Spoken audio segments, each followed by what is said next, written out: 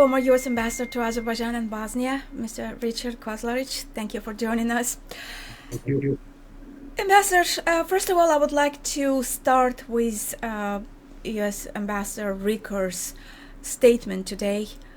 He's been in Azerbaijan meeting with President Ilham Aliyev. I was checking yesterday if anything was released, any readout following the Ricker-Aliyev meeting. Nothing was there last night, so turns out Ambassador Ricker did a video address to the people of Azerbaijan. Now, unusual form to reach out to the public, unusual times. What is your assessment? Where are we now, peace-wise or peace talks-wise? Yeah, that's really the most important question. I think that we really need to focus on.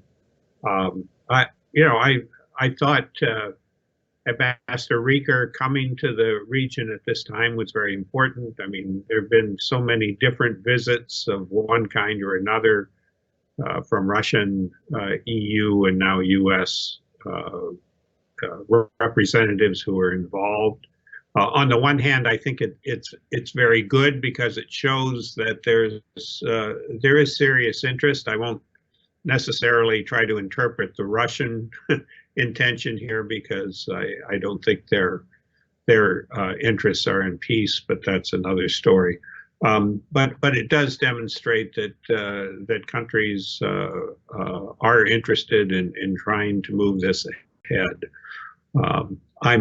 What disappoints me is that we've kind of returned to the model of the pre-Minsk group days, where both Armenia and Azerbaijan will try to shop for a forum or a mediator that they think is most interested in their position, and avoid direct negotiations, which is what Ambassador Ricker emphasized in his short YouTube video, the importance of direct contacts between Armenia and Azerbaijan.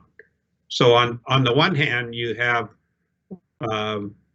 this kind of carousel, merry-go-round of going from one forum to another. I think it was a mistake for Azerbaijan to say they weren't going to join in the meetings in Brussels on December 7th. I think that was the date, because I think the EU process has really gone a good distance in terms of moving things ahead. What Ambassador Ricker hopes to accomplish, I don't know. I think the fact that Secretary Blinken has been very involved with phone calls to the leaders, Ricker's visit, Ambassador Dumfried's deep involvement as well, I think it shows that the United States is serious about wanting to encourage these direct contacts. But what I worry about is the shopping for forums, and then the lack of direct engagement in certainly in recent weeks, that's so important. So President Aliyev said that the December 7th Brussels meeting with Aliyev, Pashinyan, Charles Michel, and President Macron is not going to happen. What do you think is behind this? I mean, we know that President Putin has been trying to undermine these ongoing talks. Do you think that played a role?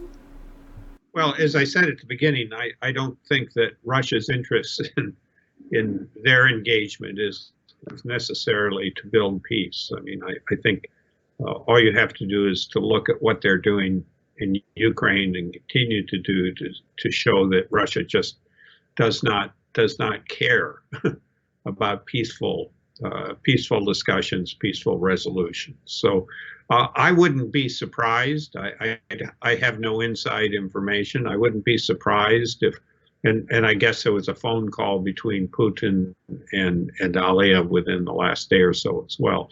But I wouldn't be surprised if they're not trying to undermine the process, any process outside the one that they would like to control for conflicts between Armenia and Azerbaijan.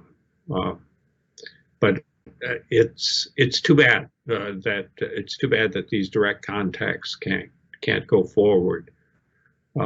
What I hope can happen, and I think we need to watch this as well, is Armenia and Turkey. Will those discussions resume again? I thought that President Aliyev made an interesting statement at the before the conference that the ADA University sponsored, where he said he would like to see and supported parallel discussions between Armenia and Turkey and Armenia and Azerbaijan. I will take him at his word, because I think both processes are important to go forward. So I think we need to watch that dimension of this as well. Do you believe that Turkey at some point can be brought to the table? Ilham Aliyev at this very conference was also hinting that about the possibly new format that is different from what we have now. Well, new formats haven't done very well in recent times. I mean, this 3+3 mechanism that people were talking about, again, President Aliyev spoke of earlier this year, has collapsed because Iran, again, like Russia, is not really interested in peace in the region, and so they never, that format never worked. What role Turkey can play, I think the most appropriate role would be to support Azerbaijan in direct contacts with Armenia and continue its own engagement with Armenia, because at the end of the day, peace in the region is going to require reconciliation between Turkey and Armenia, as well as between Armenia and Azerbaijan. Now, some pundits say that with ongoing military rhetoric on both sides, peace not happening anytime soon, this increased number of ceasefire violations this month in November only suggests that there may be some kind of military confrontation, some sort of military operation, or, God forbid, even full-scale war.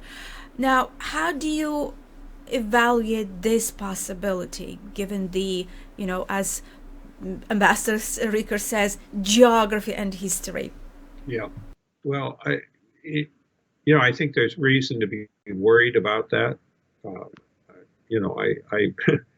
I'm always sad when I see, coverage in both the Armenian and the Azerbaijani media about military preparations and military action, because I think there is a risk that under the wrong set of circumstances that we could go back to a full-scale conflict. And again, not knowing all the aspects, certainly of what's going on between the U.S. and Azerbaijan, my sense would be that the reason for a lot of high-level engagement is just that, to prevent a resumption of military conflict.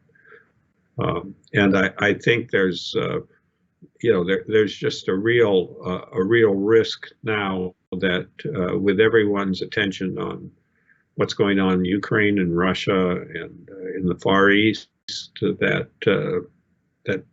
fighting could break out again. It would be a disaster if that happened. Ambassador, given what's happening with Russia nowadays in Ukraine, now my understanding is it makes it really good timing for Azerbaijan and Armenia do something for peace, but without Russia, without Russia's mediatorship or Russia's dominance, etc. Now, but do you think it is even realistic?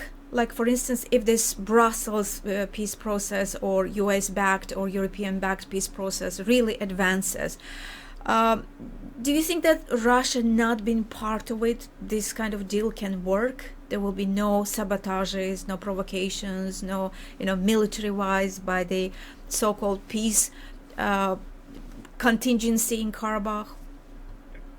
Well, I've said from the very beginning that allowing Russia to have a unilateral peacekeeping operation was a mistake, because they would not be peacekeepers. They would be a potential force of pressure on both Armenia and Azerbaijan, and we've seen that. Some of the leadership changes that seem to be taking place in Stepanakert involve people who are very much tied to Russia, to the Kremlin, and that's not a good sign.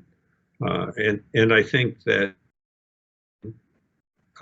made a mistake when on the 22nd of February it signed this agreement of alliance with Russia, which gave Russia influence in what Azerbaijan can and can't do in this regard.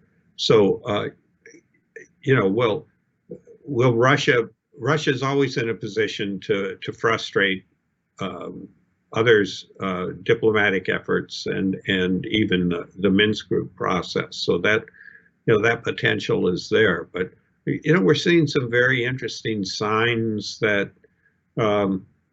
states in what we used to call the former Soviet Union are basically saying we've had enough of Russia's efforts to influence things in our countries. We see what happens when in Ukraine, when things really go bad. We are going to create some distance between ourselves and Russia. So I think there really is an opportunity if the leaders in both Baku and Yerevan decide to do so, to move in a different direction with the EU, with the US, and not ignore Russia, but certainly not give Russia a role, as you point out, as a mediator. Because what do they have to mediate? I mean, quite frankly, Russia doesn't bring anything positive to the table, at least not in the same way that both the EU and the US, if we coordinate our efforts, can do. Well, that's not how Russians see it. The Russian foreign minister spokesperson, Maria Zakharova, or indeed Kremlin spokesperson Dmitry Peskov, have repeatedly said that we are those people who can make peace happen. They were ridiculing, in fact, the European-led efforts, saying that they're just giving impressions, they're not going to do job. We are the people, we're the side to do the job to make peace happen. And indeed, if we look back at the past 2 years, it was Russia who was reaching the ceasefire. Of course, this is a totally different question, who was there to help start the violations in the first place. But this is how Russia sees it. Now, do you think that the hope is still there, that both Baku and Yerevan can break out, can do something separate from Russia, especially in this difficult time? Well, we have to be very, very realistic about what Russia's role has been. I've watched this now for almost 3 decades, both from position at the State Department in Washington and then later as ambassador in Baku. And you're correct that Russia can play a role. And the role that it's played, if you go back to 1994 to the present, has been to stop fighting between Armenia and Azerbaijan, because that's not in Russia's interest. To have a full-scale war between Armenia and Azerbaijan, takes away leverage that Russia has over both countries. And so we've seen time and again, Russia intervene when things seem to be getting out of hand, or actually got out of hand, as you point out, at the war in November of 2020. But that's the only role that they play. They're not interested in peace. I mean, they're interested in what we used to call, and I think it's still a fair expression, a frozen conflict, where there's not military action that could directly negatively impact on Russian interests, but there's still lots of leverage that comes as over the years we've seen with Armenia and providing arms to Armenia CSTO relationship and the bilateral agreements between Armenia and Russia, that gives Russia a tremendous amount of leverage. So if they don't want war going on, but on the other hand, they don't want peace, because what happens if you have peace between Armenia and Azerbaijan? Well, then there is no leverage for Russia at all. The conflict is no longer frozen, not in a sense of military action, but now in a sense of building neighborly relations between these two countries. So it's almost as if you've got these, in terms of Russian policy, you've got these two bookends on the South Caucasus. One, no military conflict, but on the other hand, no peaceful resolution of the conflict that's the cause of the tensions in the South Caucasus. In the Senate hearings, Foreign Affairs Committee hearings in the Senate, Ambassador Richard was saying that, asked about if the Minsk group is still there, he said that, well, the group is not, but the mandate is still there. So, in other words, I mean, for Russians, there is still a hope, right, that things can get back again?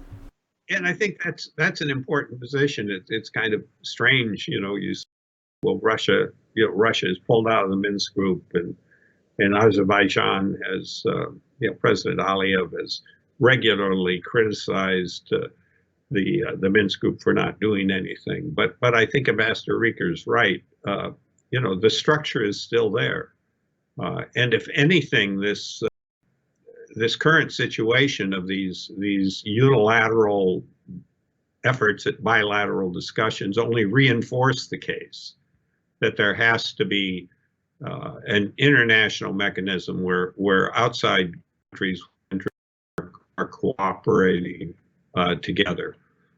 So I would say if we didn't have that framework in the Minsk group, we'd have to invent it all over again.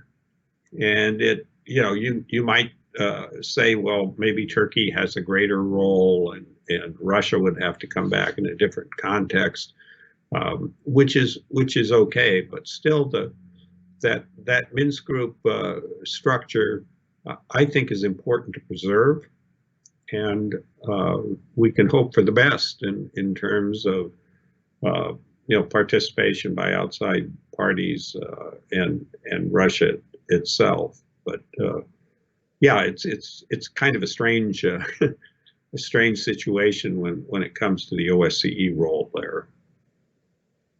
Now, CSTO summit in Yerevan. We've seen how Pashinyan leadership was trying to kind of publicly distance himself from Putin, whether it's collective, family photo, or not signing the final declaration, or how Putin was indeed met in Yerevan, some public rallies and protests calling him a killer or persona non grata. Now, times really change, but how do you think is serious, important is this change or distancing itself from Russia? I mean, do you still see Russia playing an important role in decision making in Yerevan? Yeah, I do. I think they do play a very important role. There have been other examples. Kazakhstan, its leader was just in Moscow, and a lot was made about, in the photograph that he was not looking Putin in the eye. So everyone goes into these very elaborate efforts to kind of interpret things that maybe don't have as much meaning as they seem to have now that everybody has a cell phone camera to take pictures of all of these things. But seriously, I think what held CSTO together in a formal sense was the idea that when there was a development like in Kazakhstan a few years ago, and Now, with Armenia calling on CSTO to be involved in this conflict, that it's become less evident that it's a mechanism that works. It isn't NATO. I mean, it doesn't have that capacity and willingness to respond if one of the members is attacked by someone on the outside. So I think there's I don't want to say that it's a major shift, but I think there are indications that Russia's role is not seen in the same way as it was just a few years ago, and structures like CSTO aren't necessarily going to be the wave of the future. I really don't see any possibility of Azerbaijan joining CSTO. I mean, I don't see that as an option. So Azerbaijan is always going to be kind of outside that particular club, but it's certainly not capable of acting in the way that I think everyone had assumed it could until recent developments, anyway. Well, let's hope it doesn't happen. Even though President Aliyev gave a public support for CSTO even before it started in Baku, saying that we have friends in CSTO. Ambassador, the Prime Minister Pashinyan's saying that Karabakh is no longer, or is not about, is not a territorial issue, that it is about rights and safety. Now, that has been fundamental, and I believe that in Azerbaijan it hasn't been really duly appreciated or indeed covered. But, given the situation in Azerbaijan with free media or indeed NGOs and huge propaganda machines. So I do believe that it's a really important statement, and Azerbaijan should have used it for its own advantage, for peace, leaving behind all the wars and confrontation. Now, having said that, first of all, let me start. What is your evaluation? How important, how drastically changes the situation, this approach to the conflict? Well, it's sometimes hard, and I'm not an expert on developments in Armenia, but Pashinyan has his own internal political pressures to deal with. As I said, this effort of Russia to influence leadership in Karabakh is troubling to me, and I'm not quite sure how that's all going to play out.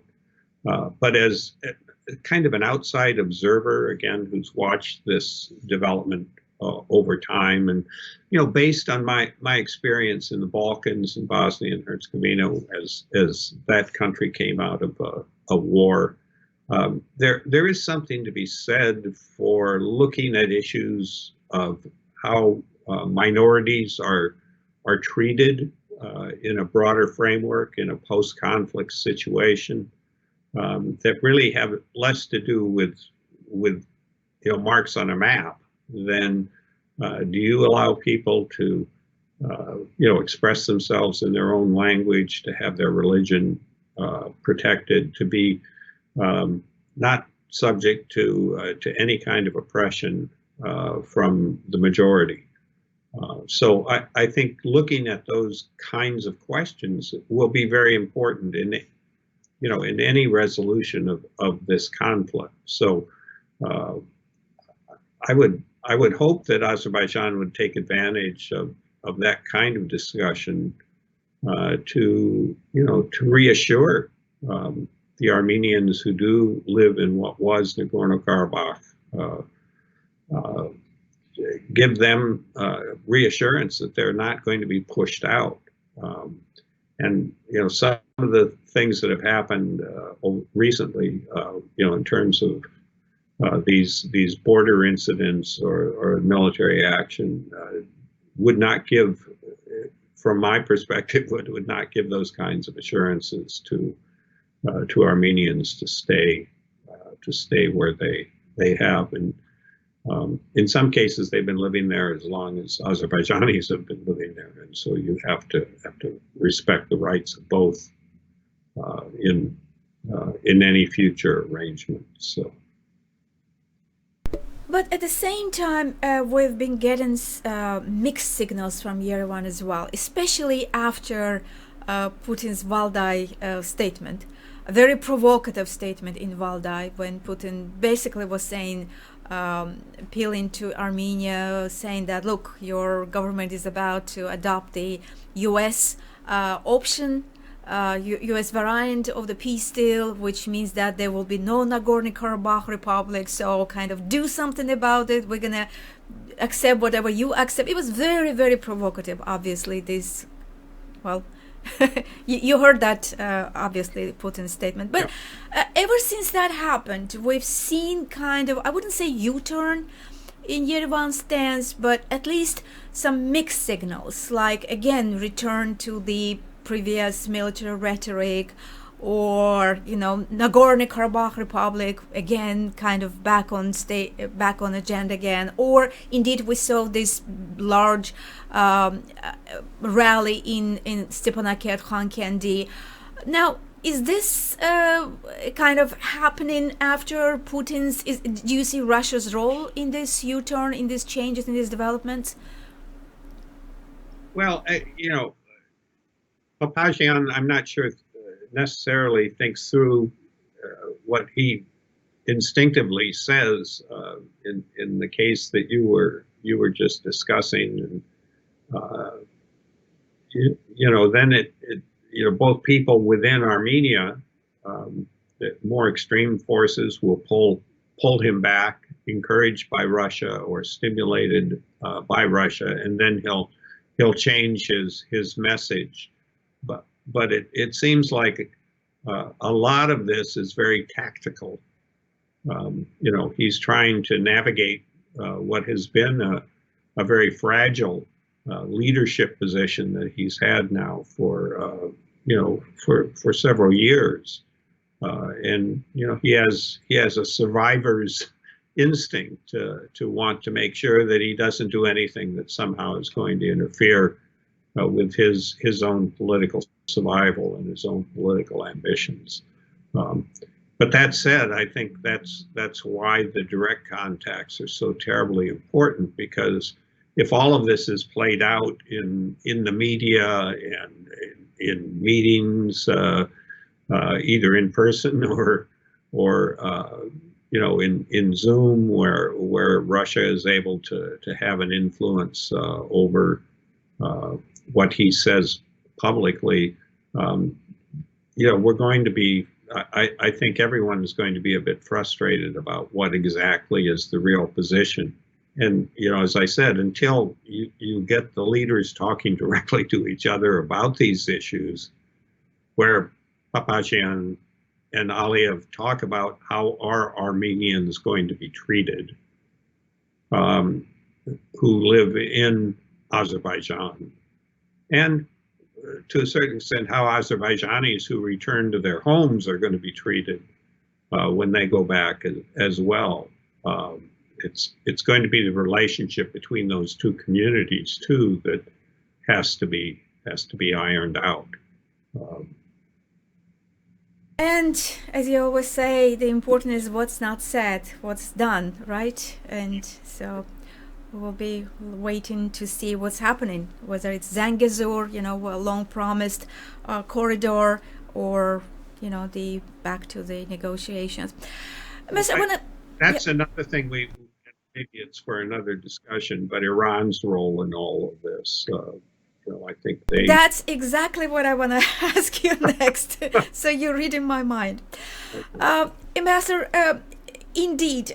First of all, I would like to start with the meeting that took place here in D.C., in Pentagon. The Minister of Defense, the visiting head of Azerbaijan's military staff, Karim Veliyev, he met with U.S. Admiral Christopher Grady.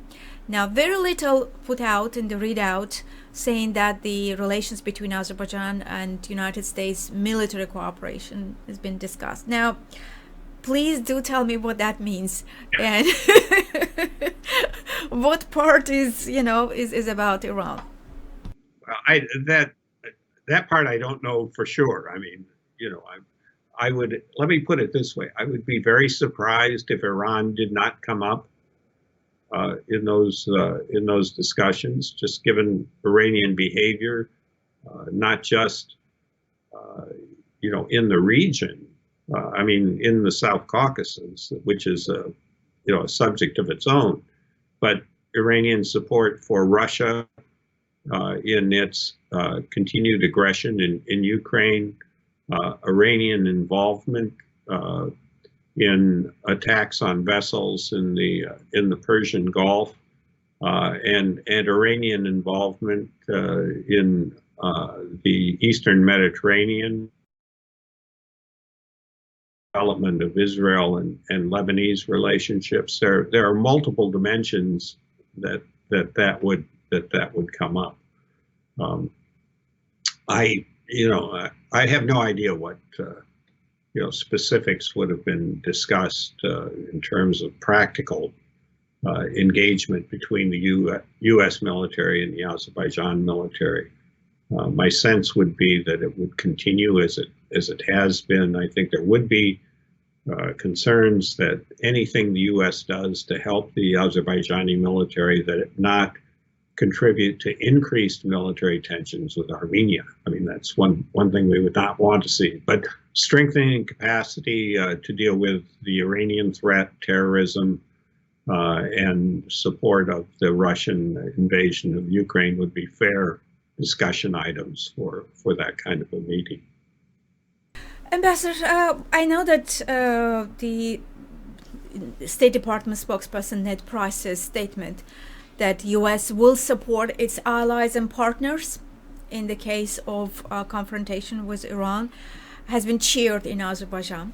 Now, I want to hear your thoughts. I mean, supporting partners and allies, what does it exactly mean? I mean, if Iran attacks Azerbaijan, U.S. State Department will be issuing a statement that we're concerned, or do you see a kind of military support, like support similar to Ukraine? I mean, your thoughts on that?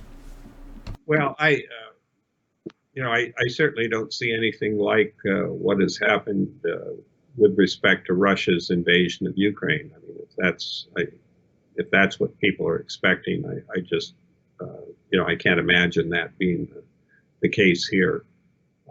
But that said, I think we would try to do what we could to help Azerbaijan, as with any country that's attacked by Iran. What form that would take, I have no idea. But I think there are too much discussion about whether this would be another Ukraine episode, and I just don't see that being the case. May I ask, what the reasons? I mean, what factors do you think plays a role in that? You think that it's not going to be same as Ukraine? Well, there is some very particular circumstances out there about how the Russian invasion of Ukraine took place, the historical nature just in the last 4 or 5 years. Put that in a different category. Do I see? And I'm not.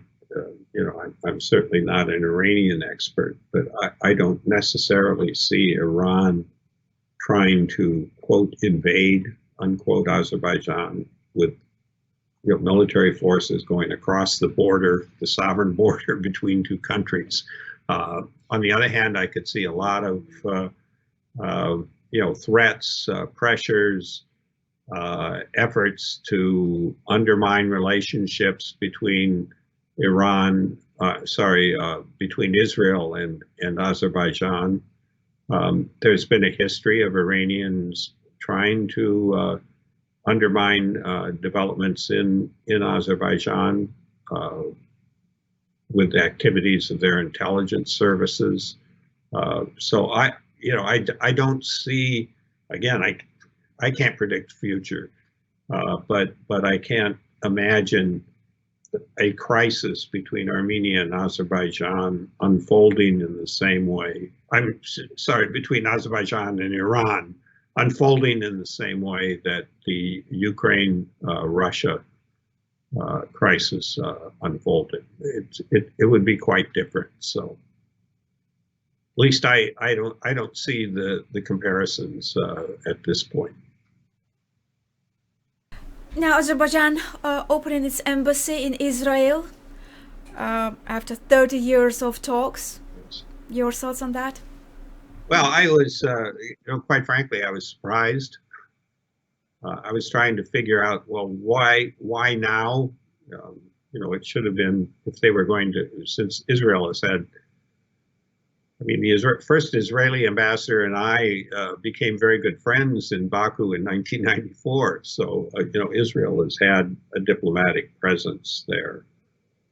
But I think, it is at this stage, Azerbaijan felt comfortable enough that it was willing to, take the risk of opening an embassy. I think the breakthroughs recently in contacts between Israel and Arab states, particularly in the Gulf, was one factor that led them to do that. So that that opening would at least allow them to. What I understand they've decided to do is to open an embassy in Israel. Where it would be located, I'm not sure is clear. But also to open an office in the Palestinian territories, which would be an effort to show appropriate concern about what's happening with the Palestinians and in the region as well. But I'm not sure why at this particular time this was done. It can't make Iran happy, for sure. But on the other hand, Azerbaijan is a sovereign state who has diplomatic relations with Israel anyway, and it would be natural at some point to open the embassy. I would have thought it would have been sooner rather than now, but that's what it's happened is a good thing. Let me put it that way. I'm not an expert, but I think one of the triggers might be Iran opened its consulate in Kafan and Zangezur region, so this may be a response to that. Ambassador, and also rights and democracy.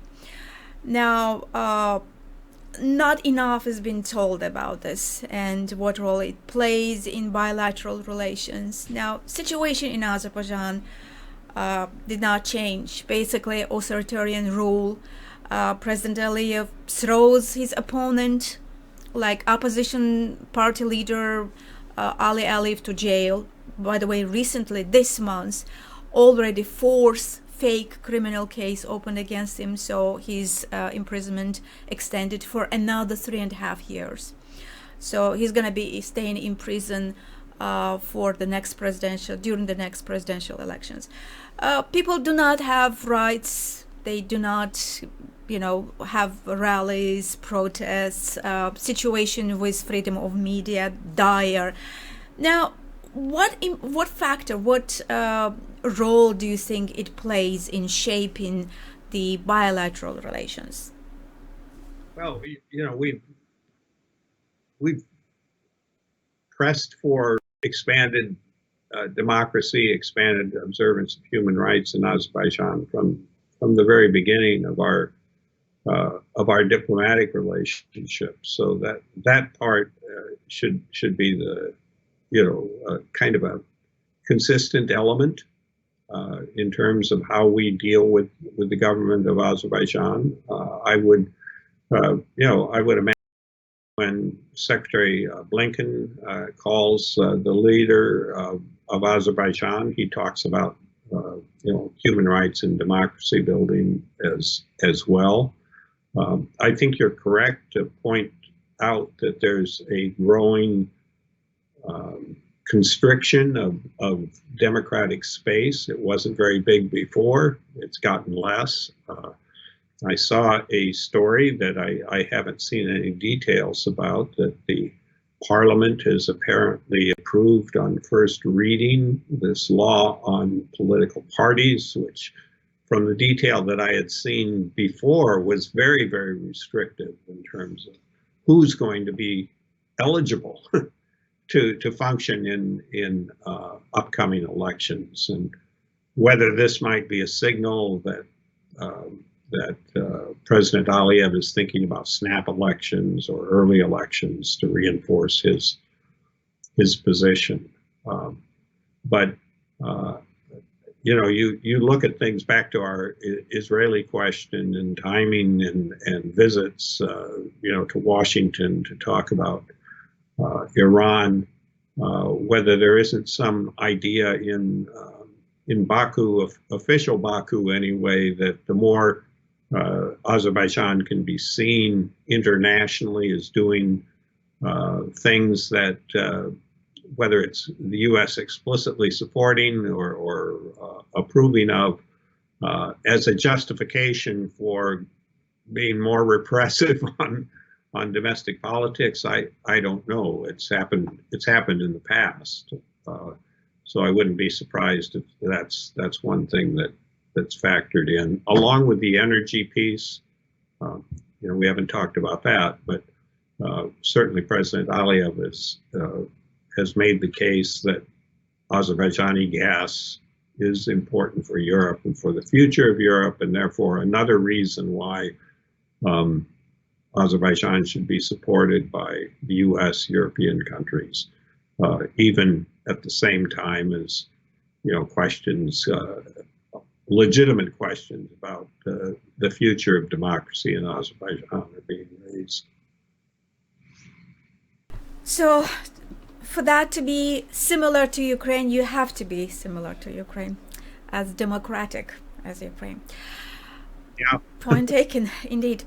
Well, and also, no matter how probably important peace is or energy is, so should be the democracy and rights, right? And turning blind eye should not be admissible. I know it's hard when you talk about, bringing the government to the peace, but also turning blind eye to what's happening in the country with the human rights. Yeah, and can be costly. I noticed in the official media too, in Azerbaijan, that people have pointed out, well, Biden has just relaxed sanctions on Venezuela and not succeeded in advancing democracy and human rights in Venezuela either. So, examples of other countries where Saudi Arabia, immunity to Prince. It's a long list, right? Yes, unfortunately. Yes. But yet another democracy summit coming up, right? Next spring. So I hope it will bring back democracy and rights back to the agenda. It should never be out of the agenda anyways. Ambassador Kauzlarich, it was very nice talking to you. Thank you for your time. Okay, very good. Have a good end of the year, and I hope we have a better 2023 for the people of Azerbaijan and for all of us. That's the wish. Thank you very much. Happy New Year.